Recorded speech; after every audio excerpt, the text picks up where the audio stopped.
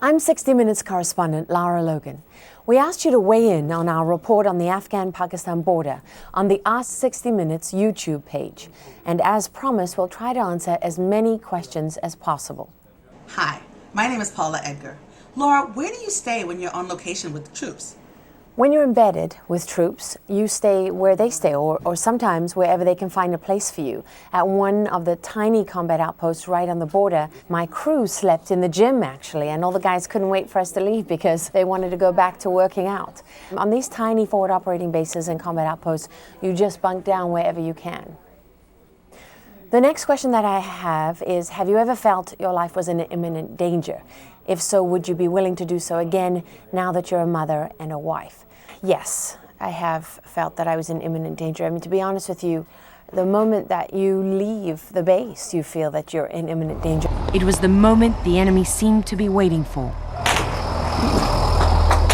One of the first things I did was run for the vehicle because that gives you a measure of cover. But I think it is important to point out that it's only a measure of cover because they have armor-piercing rocket-propelled grenades, armor-piercing bullets. They can easily penetrate those vehicles, and they do so regularly. So you're not safe even when you're in the vehicle. And throughout that entire attack, I felt like I was in imminent danger.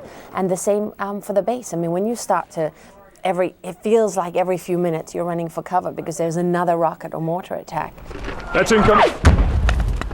Would I go back now that I'm a wife and a mother? I have. Is it much harder? Yes. Do I feel terribly guilty? Yes, I do. But I have a sense of responsibility and a sense of duty. And I believe that this is something that I was meant to do. And I believe in the importance of doing it. And that's why I keep going back. The next question that I have is, don't embedded, escorted journalists unavoidably show what a military wishes to be seen? You know, this is a question that's commonly asked, and I think, with some legitimacy, because people assume, oh, you're with the U.S. military, therefore they're hiding everything from you and only showing you what they want you to see, and therefore your reporting must be biased. It's just not true. My base of knowledge and my experience of the country doesn't rest on what the military tells me. And that gives me the ability to evaluate what they say, to look at it in a broader context. My responsibility, it's to all the people that are involved in this. And I am very cognizant of those responsibilities to everybody.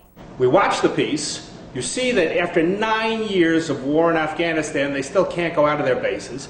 You see them get shot at left and right, and as she says, the question everybody wants to know is, how come after 9 years you still can't go anywhere? The problem is, you never answer the question. The reason you can't go anywhere in any direction is because there are more Taliban than there are US soldiers. So if you were to try and go into some of those areas, like one which is a bowl, it's just surrounded by 15 Taliban villages, you would get slaughtered. And that's why you can't go in there. It's very simple. And the reason that the enemy is so strong, we tried to answer that in the piece, and the reason is the border, because one is all the foreign fighters, the Pakistanis and Saudis and Chechens who come over that border to fight in Afghanistan.